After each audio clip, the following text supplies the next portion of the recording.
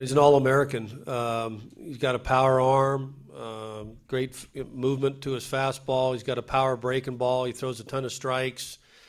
He doesn't give up hits. I was looking at the All-American thing this morning on Baseball America, and we had faced everybody except for him. We faced Gray, we faced Lorenzen, Eshelman. Berg's on our team, but there's, I think, 2 other guys on there. And so he's one of the best in the country. There's no doubt about it. For being a sophomore, to have not lost this time of the year, to go through the Southeastern Conference, and to pitch on the road that like he has, and against opponents that he has, he's going to be as good as anybody that we faced all year. And they've done a terrific job of playing catch this season, so they got a strong formula, not only with clearly the offensive side, but the pitching and defense, I think, is as good as we'll see all season. And, that's, going to be a very tough guy to face. But certainly we respect him. We know he's good. And like Paul said, it's baseball, so we got to go out and compete against him. Our players, I don't know if I've seen a wow factor, but I think the smile just got a little wider on their face. You know what I'm saying?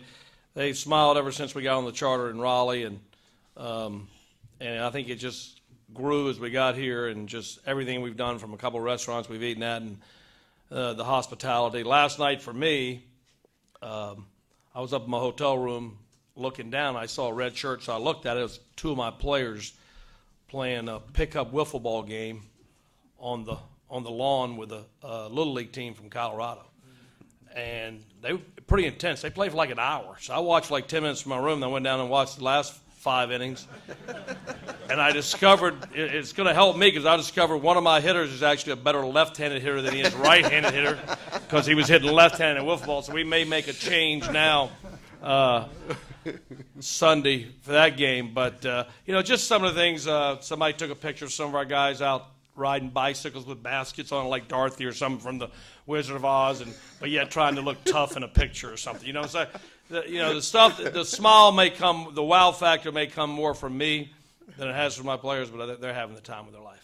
I have to answer that question. Come on. You have to follow that. Do I really? Goodness gracious, Elliott. I really don't know, Aaron. Our kids have seen an awful lot of big-time college baseball playing in the SEC and big crowds and beautiful stadiums. So, this is the Mecca. This is the pinnacle of college baseball, to be in Omaha and now to be at this beautiful new ballpark. So, I think they're somewhat more reserved probably in the way they see things. We actually haven't been in the stadium. All we did was drive by it on the way to the hotel and on the way to practice. I see we practice later today. So I'm sure once we walk into the stadium, the eyes will get a little bit bigger and they'll try to absorb it all. Do you feel like there's a little bit of relief knowing that you've gotten here?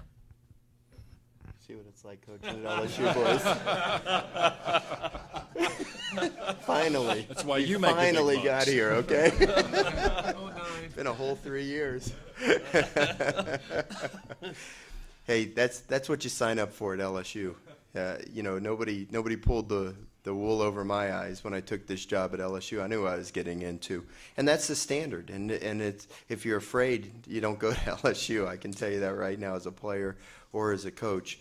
We won the championship in '09, and I think the first question in the post-game press conference was, "Can you repeat next year?" So that's what you're used to around there. So many times I've been asked the question about losing last year to Stony Brook and not getting here, and if that was motivation for our team this year. And I'm going to tell you the same answer I've said right across the board. No, it wasn't a motivation at all. Stony Brook came into Baton Rouge last year and outplayed us. They were better than we were. They deserved it. They earned it, and they belonged here, and they played better than we did. And I tipped my hat to their kids and their coaching staff because they took it to us. But what we took from last year's team, 2012, really was not the emphasis of the ending as much as it was how well we had played throughout the year, despite having some weaknesses that we were well aware of.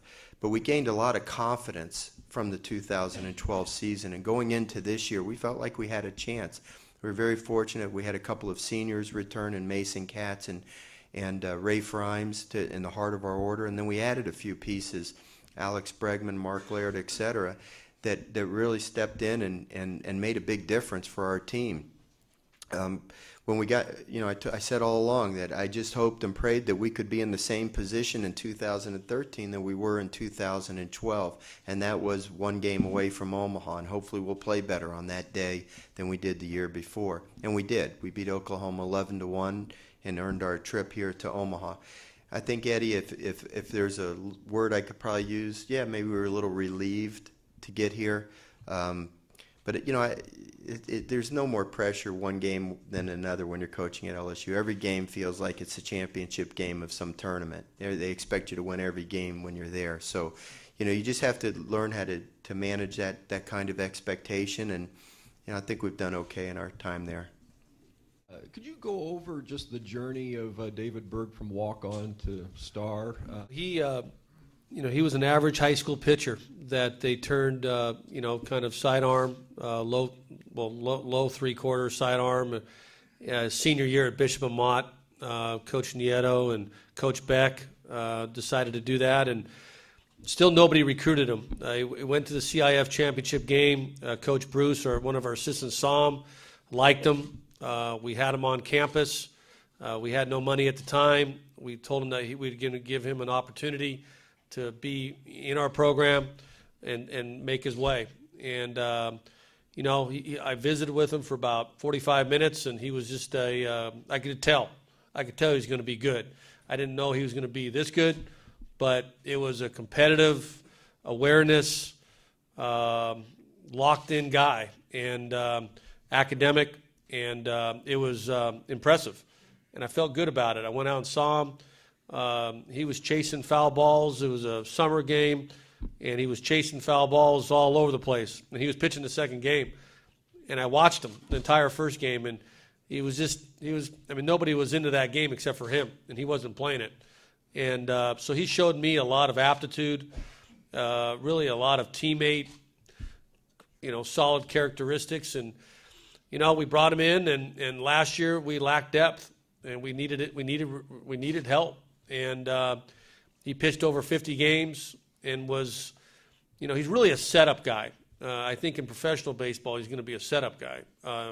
He just doesn't have that big stuff that they look for in closers. So, but he's I think over close to 100 appearances in 2 years. He's competitive. He's resilient. He comes at you every day, and it's just been one of those great college stories.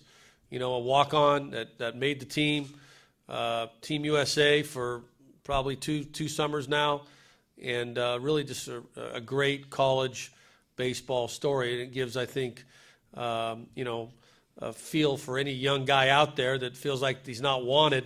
And this is late. We got him in July of his senior year, and we all know, that's later than late.